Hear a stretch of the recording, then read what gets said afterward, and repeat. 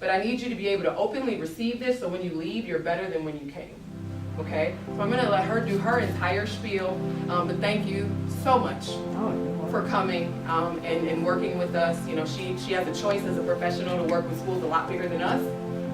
And I am extremely grateful that she took the time to be here, make time to help you guys out. And again, this is somebody that doesn't know each and every one of you personally, but trust me when I tell you, I am so sure that when you leave this room, there are going to be tidbits about you didn't know, things that you learned, and ways that we could grow. All right, so you have the floor back. And again, thank you. Thank you.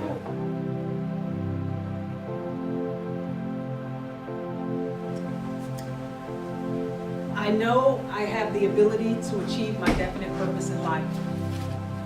Therefore, I demand of myself persistent and continuous action towards its attainment.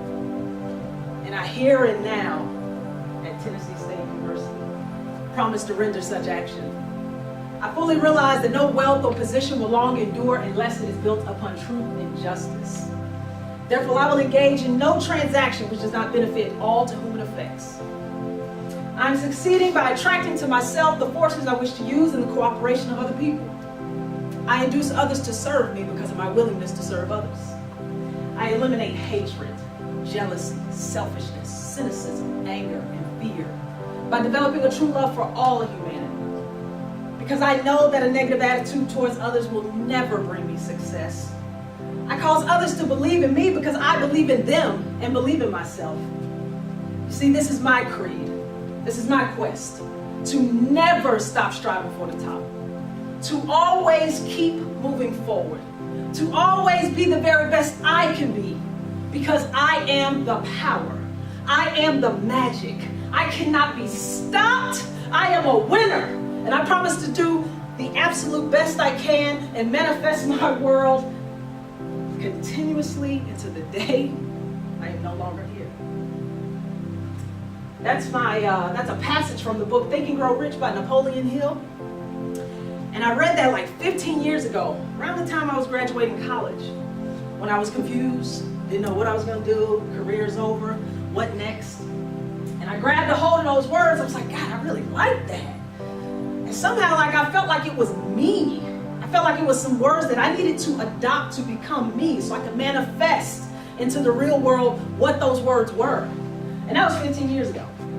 So I read it once, and I put the book down, and then I would come back to it months later, sometimes years later. And when I got my first head coaching job, that whole thing went up on my locker room wall. I hope my kids read it. They probably never did. Then I got my second head coaching job, and I put it up on the wall again. And I know somebody read it that time. They never read it. But I looked at it every day. It was a part of me. And so now, it is something I've committed to just over the last 24 months to recite to myself 10 times a day. 10 times a day. 90 seconds just to remind myself of who I am, what I'm about. What's my mission in the world? Like, to be clear, to master one of the things that we're going to talk a lot about today, master my language. To protect what's coming in and the thoughts I have about myself. So I don't know what Coach shared with you about me and who I am, but I'm a college basketball coach. 14 years in college basketball. As an assistant coach, as a head coach, played college basketball at Wake Forest University. Graduated probably, 2018. So I'm a little older than you guys, right? But I've spent my life doing this thing that you guys are doing, right? And I am so grateful for the opportunity to be here with you in your moment. Because I recognize how valuable this is.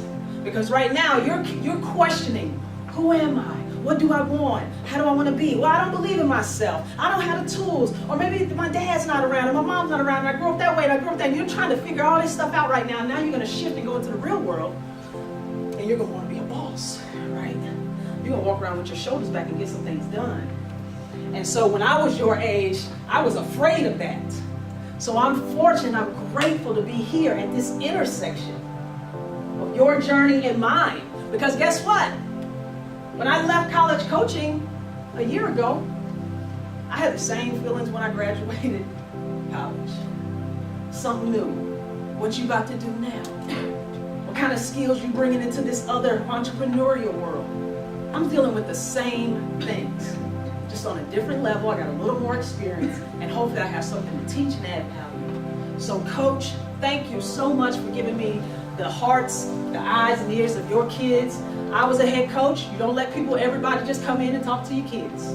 I can already tell Coach loves you guys. She coming in here, snacks, and she's been sweating coming from the car, and she's already creating a standard here. Things like this go way beyond your points and rebounds, right? Because everybody here ain't the leading scorer. Everybody here may not even be healthy to play. So then what is your contribution beyond that? Right? So this is an educational opportunity that your coach has provided for you. But trust me, it's not common. A lot of coaches don't care about the holistic development of their players, right? The whole. Because basketball is like this small a portion of who you are. This small, right? And so, Coach, I just want to give it back to you. Truthfully. Before we go any further, I need to do a Tennessee State roll call so I can know everybody, who you are. We will start with you. Because you got great energy already. Give me first and last name, what year you are in school here, where you're from, and why you chose Tennessee State. How you ended up right here with us today? My name is Maria Adell. I'm from Philly. That area. I'm a junior, sophomore on the court, and I chose Tennessee State University because I've always wanted to go to HBCU, and I had other HBCU options on the table, but when it came time to choose, they all disappeared. So maybe it was God. I was leaning towards them. Well, it definitely is God. Yeah. There are no accidents. Right. So you wanted to go to HBCU? That's good. What high school did you go to? Norwich Free Academy. Norwich Free, which must be in Connecticut. Gotcha. Nice to meet you. We'll go this way. I'm Teresa Banner. I'm a freshman. I'm from Arizona.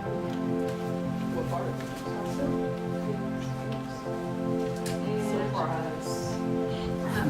I am from Surprise, but no one knows that's a city. Oh, I thought she was saying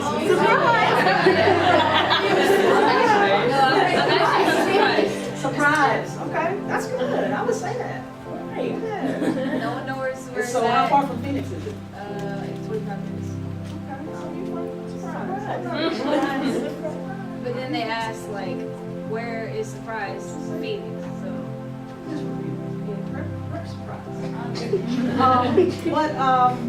Why'd you choose? because it's a family. And my mom moved down here. Your mom moved before you committed. You got a good job out here. So. Okay, that's good. So you're not out here by yourself. Whole family moved, just mom.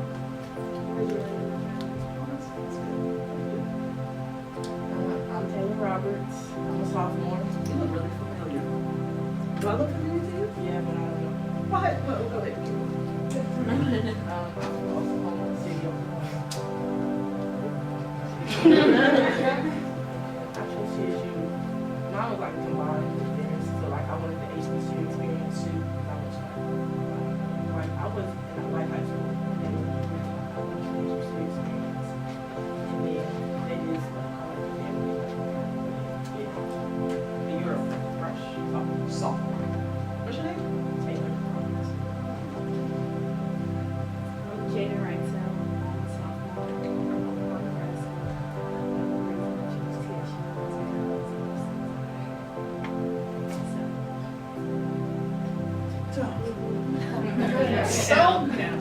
So great. Cal was my reason. What year are you? Sophomore. From Nebraska. Okay. I love what you said. My name is Asia Sims. I'm a senior, and I chose TSU because of the family environment, and it just felt like home.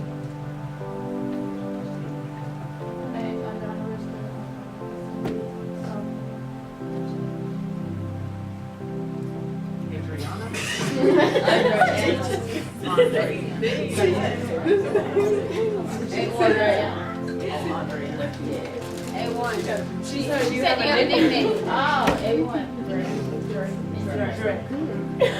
Okay. We're gonna give her the floor. Go ahead.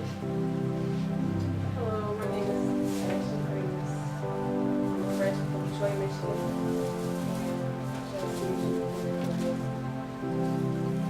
Detroit, Motor City. Where you say I want to read the guy? Hold on.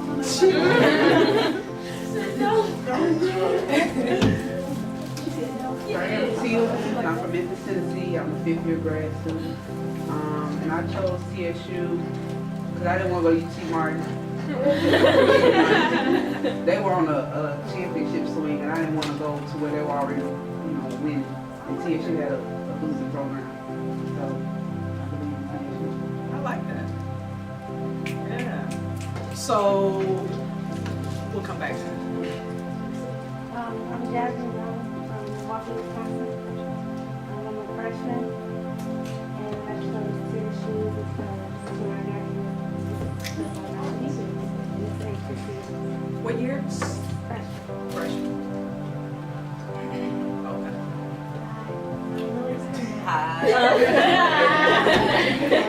I'm a freshman, and I'm from Mississippi, and I just Arlington, she said Arlington.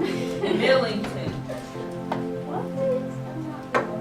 Arlington. Tell them that's 2 different places. Oh, God.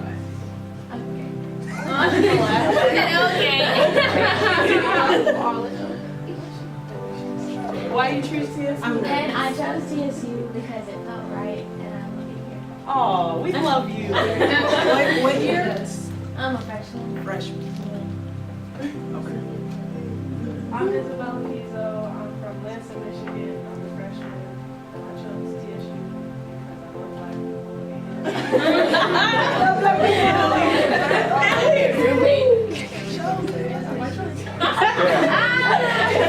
You chose TSU because you love black people. And what else? and because it's just great. Oh my God. Okay. My name is Jasmine Brunner. I'm a freshman from Ohio, and I chose TSU because I just love it here and the majority of my family. Okay. My name is Akeem Harris. I'm actually from here, Nashville, Tennessee. I'm a sophomore here at Tennessee State, and I'm here also because we have family who also been here. Are you kidding with Adell Harris? No, you know her. You ever heard of her before? And I'm to the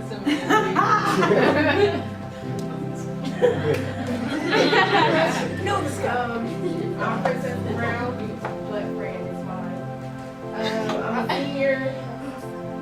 Who's this? There's some folks out of College Park, Georgia.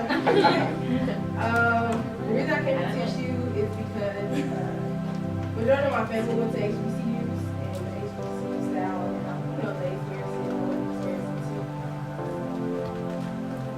What year? Okay. We'll go here. Then we'll go. I am Renee Dancer. I'm a 5th-year senior. And I chose TSU because I chose I'm the director of basketball operations, and I chose TSU because Coach Kern believed in me on the team. I don't know what, but yeah. I'm Jasmine Jones, and I'm a junior, and I chose TSU because this is where I can get lunches. Stop it. You can talk better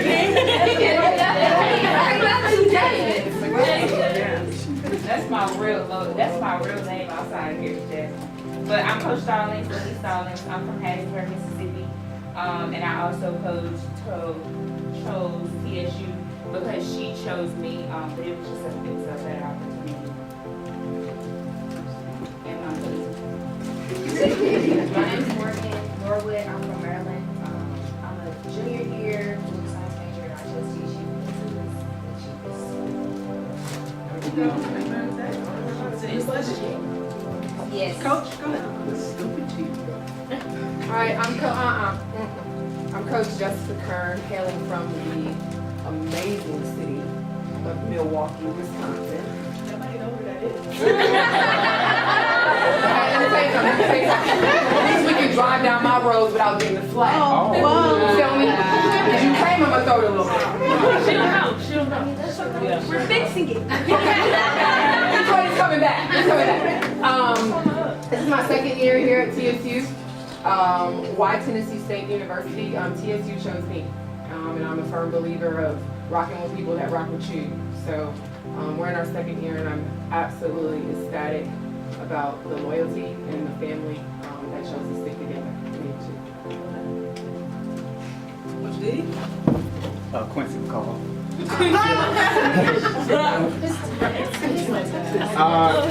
Coach Deontay Winchester. I'm from Flint, Michigan, and I chose TSU because of Coach Kern. These two beautiful girls here. My name is Lauren Elliott. I'm from Detroit. I'm a fifth-year senior. I chose TSU based on faith. Honestly, I played that battle for Coach Kern. She had me in Nashville. Now, look, Coach, you missed her answer. Which one? Jaden. Can we rewind? No, we can't. Well, I got to record She it. said she was loved when she got She said she felt she was loved. That's good. It was cool yesterday, right? I've not, I mean, you know, I did this a lot. Good child. I thought you was. We got, last but not least, My name is Kalia Griffin. I'm from California. I'm a junior.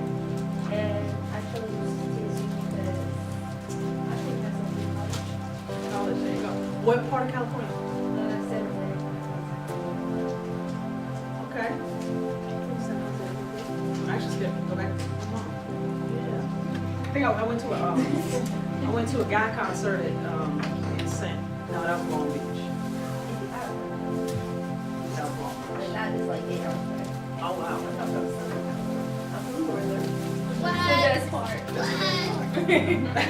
Well, look, it is, let me tell you this. It is my pleasure to meet you.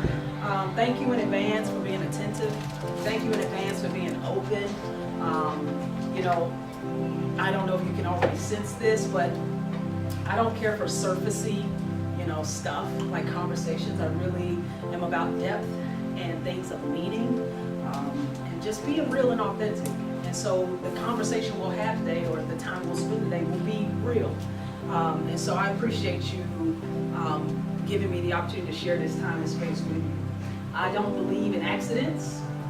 There's 7 billion people on this planet, like 7 billion people. And for you and I to be right here in this moment, at this time, in your journey, in my journey, is not an accident, right? And so, you know, Coach said something about a bigger, me being able to be at bigger schools or somewhere else. Look, there is no bigger. We're all the same, right? We're all sharing the same human experience. To a certain degree, the value in doing what I do now is that I went to Wake Forest University. I spend time with their girls. It doesn't feel authentic. I don't know why. I don't ask those questions, but it doesn't feel authentic. I've been here less than 10 minutes. It's authentic. It's real. It's something that's going to matter when we go our separate ways, because what's for sure is that at some point, all of you will go your separate ways. And to create something of meaning that matters long term is what this is all about, right? And so I just want to say thank you in advance. I have 3 goals for today. Goal number 1 for me is that you think, right? That I get you to think about you, the world around you, the layers of you, what you're really good at, what you're not really good at, your family, the decisions you make, the actions, the way you talk, your career, your academic career, whatever's next, that you just start thinking, right? The second thing, goal of mine is that I get you to feel. I get you to feel. Again, that just goes back to pull back all the layers of that fake stuff and let's get right into what's between the shoulders. And then my last goal, because if we can think and we can feel, we can manifest action. Actions are a byproduct of feelings and thoughts. The thought comes first, a thought attached with a feeling comes second, and then that turns into the results in who we are in the world. And so today, that is the goal. That when I'm long gone, you have something left. Like, she got me to think about something different. She gave me that little piece of advice. Even if it's one thing, right? Even if it's one thing, it's more than you had before we met today. I've already learned something from you. Already, I've been here 10 minutes. I learned the movie, What happened with Underwood? what happened with about 6 tuplets. I learned that I probably need to You gotta watch this. I learned that I need to see it. But yeah. Wow. So I'm learning from you guys as well. I want to start with a little game, a little fun exercise. I want you to think of everybody in the room. Think of a number between 1 and 10. And just look up at me once you got your number. Okay. I want you to add 3 to that number. Here we go. We'll do something crazy and add 2 to that number now. Lost nobody yet, have we? Good. Now we'll do something crazy, and I want you to subtract the first number.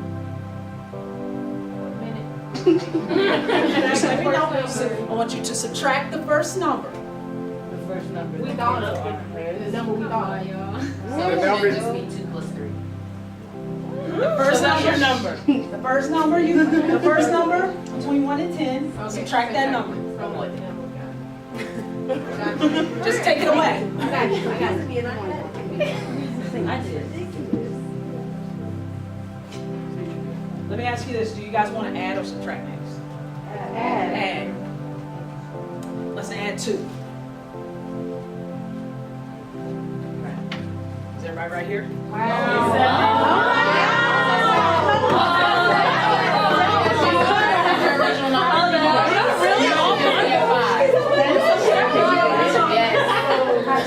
So here's the lesson in that. So everybody should have 7, right?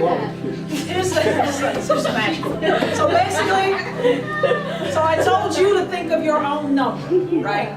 Your own number. Then I gave you 2 instructions. I told you to add 3 to your number. Then I told you to add 2 to your number. Okay? Then I told you to subtract your number, your first number. And now, when I tell you to subtract, now I'm in charge. Now I can dictate your outcome. I could have added 5, I could have added 6, and I could have controlled your outcome. Now one thing about that little kind of mathematical fun thing is that know this, at any point in your life, as soon as you subtract you don't control the outcome no more. As soon as you start giving power over to someone else, and sometimes we don't even know it. Like right now, you're like, well, how do you even? Because life happens like that. We don't even know we subtracted ourselves. Yes, you just dropped the mic. You got that? Wow. But that happens a lot. There's a quote, I wish I could tell you who said it, but there's a quote that I've heard often through my coach. I have a personal coach. That oftentimes it's hard to escape a prison when we don't know we're in one. Right? And so I'm basically puppeting you around with these little numbers in this numbers game because you subtracted yourself. And so the challenge for you today, one of the things I really want to hit on, going to kind of be the foundation of everything we talk about, is I want you to know that you are the one. You are the one. And I don't need to be convinced by that. I don't need somebody to come in and tell me what your transcript said or what your stats say or what you did on Saturday night. Or I don't need that. I need to know that you were created by God. And that's enough. By the grace, just by me, you didn't do anything to have this infinite potential you have. You didn't do anything to have the talents and gifts you have.